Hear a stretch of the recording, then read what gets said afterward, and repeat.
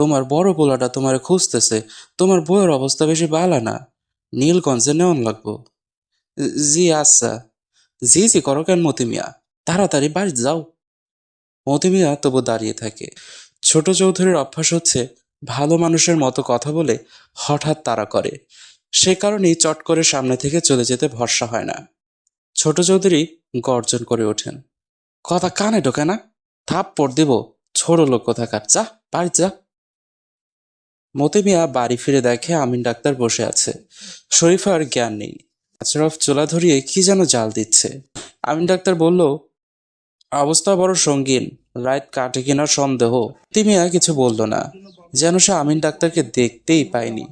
আশরাফের দিকে তাকিয়ে কড়া গলায় ধমক দেয়, অত রাইতে কি জাল দেশ? চা। আমিন চাচা চায়ের পাতা আনছে। আমিন ডাক্তার মৃদু স্বরে বলল, সারা রাত জাগন লাগবো। চা ছাড়া জই তৈতো না। চসনিমতি, নীলগঞ্জ নেওয়ান লাগবো। আমিন ডাক্তার লোকটি ভীত প্রকৃতির।